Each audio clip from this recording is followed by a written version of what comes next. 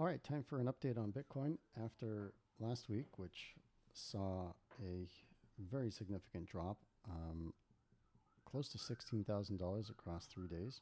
Most significant drop was on Thursday. We dropped about over $10,000.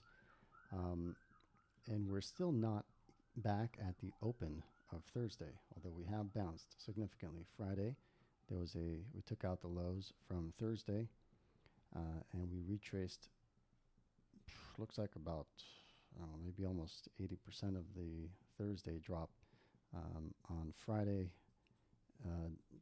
Kind of went sideways a bit on Saturday, and today I expect that we're going to take out 71,821 on the buy side up there, either within the next few hours or within the next few days.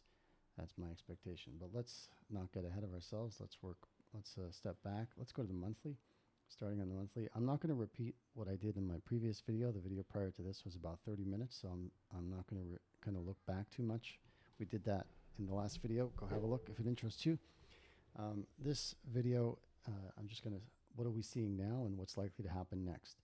So what we're seeing is that we put in these all-time highs, and then we came down into this monthly bullish order block. And the very top of this monthly BISI, buy side imbalance, sell side inefficiency, which is the gap that we see over here. Okay, did we hit it? We just missed it, right? So the low was above there. Are we going lower? Well, I tend to think that we're going to retrace higher, and then we'll have to see for sure, but I think it's likely that we do end up going lower. If I had to bet, if I had to pick at this point, it's hard to say, but I would guess that we are going lower, and I'll show you why. But not immediately. So we have this final push upward, this final leg of bullish candles here. Once the January candle month, the entire month, I think we're on monthly now, closed below the open of this bullish leg, that is a very strong bias, bearish signal.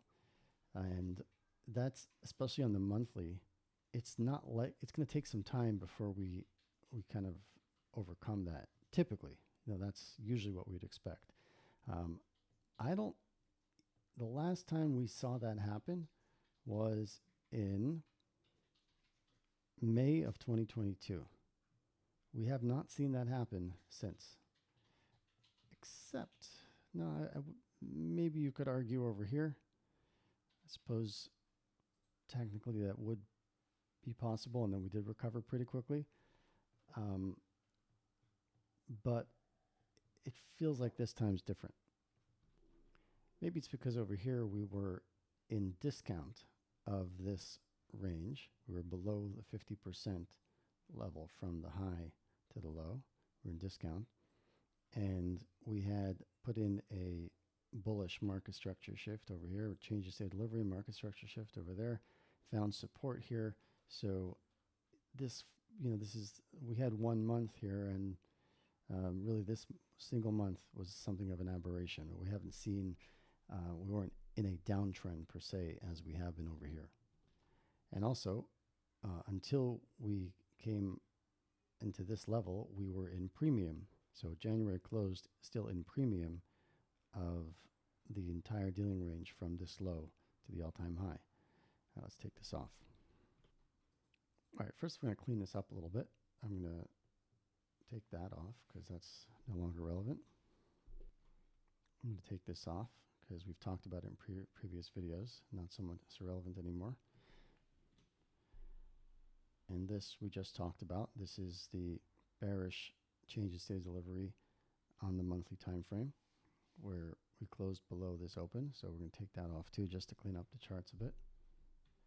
Seems the OBS software might be somehow interfering with my ability to, oh, there we go. Now I'm able to. Not sure what was going on. Okay, now I'm also going to take out this current range, which was from this low to this high, because we have already gone beyond the entire range. So that's no longer the range that we should be paying attention to. certainly not in the high time frame. Now we need to be looking at, taking that off, the intermediate term range or the full range from the low in 2022 to the high in October 2025. Okay.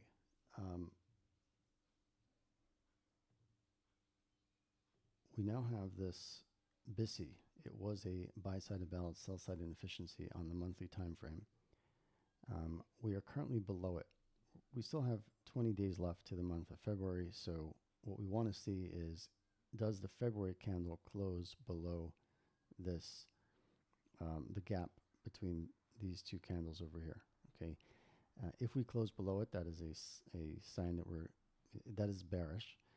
If we close inside it, we'll have to see where we close, and if we close above it, that could be quite bullish. So we're going to keep an eye on that, and we're only going to leave this on visible on the monthly time frames because it's not really, just be messy for everything else.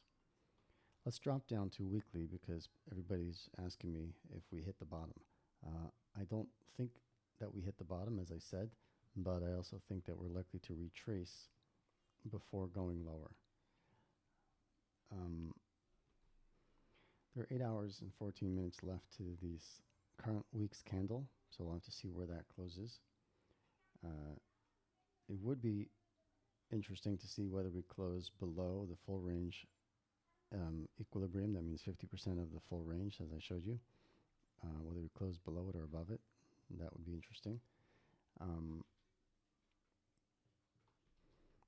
But for the very near term, let's go down to the daily and the 4-hour time frames, because that's when you're looking for the near term likelihood of the price action, then you got to look on the lower time frames.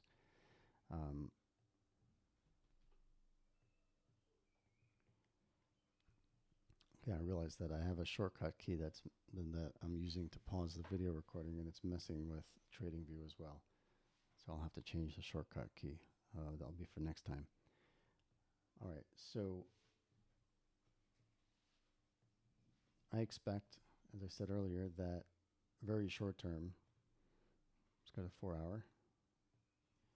I expect that Bitcoin will soon go at least up to 71,821.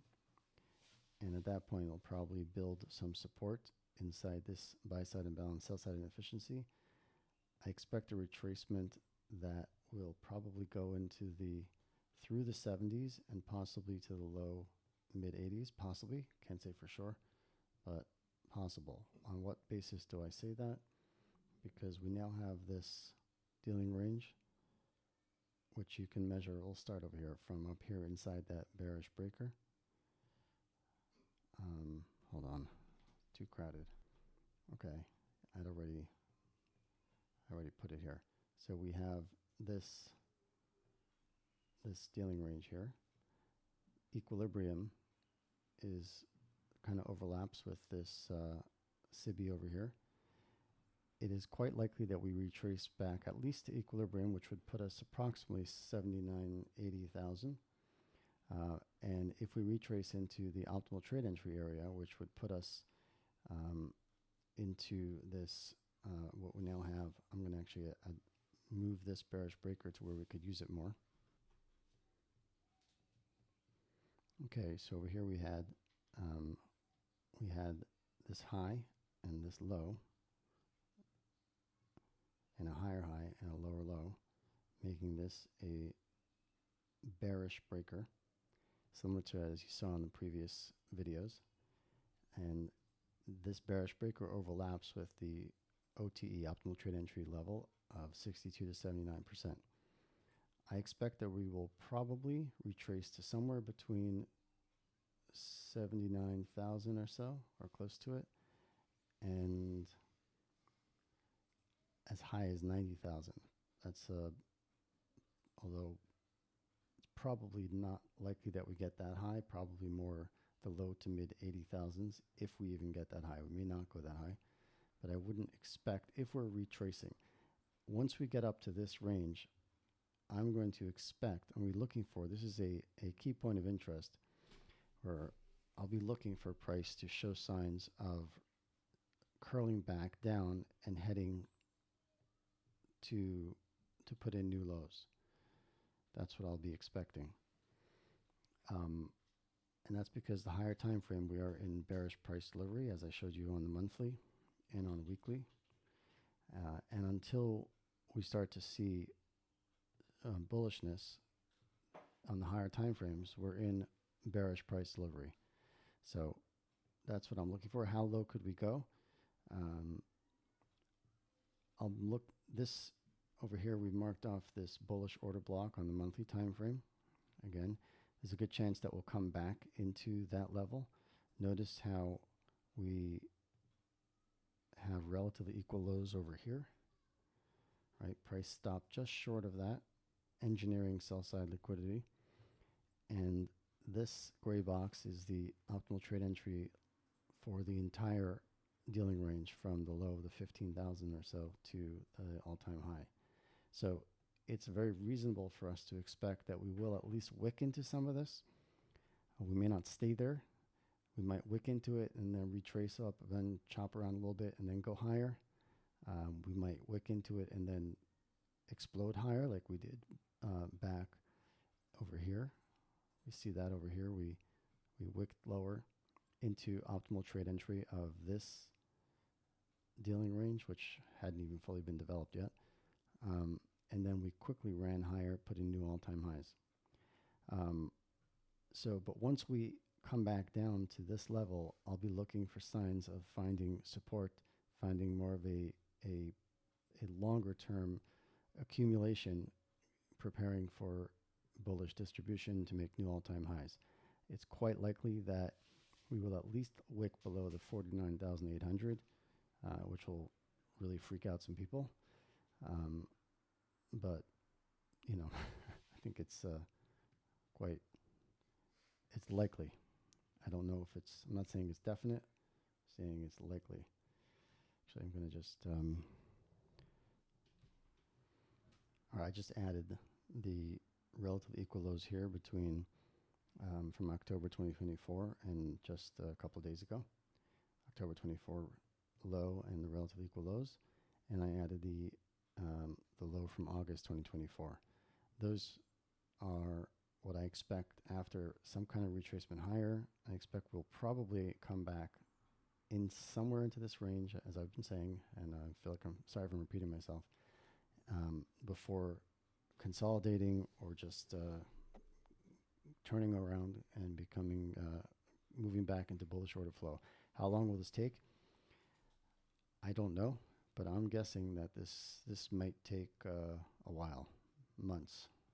It might take months. May not, but it just might. Let me know what you think.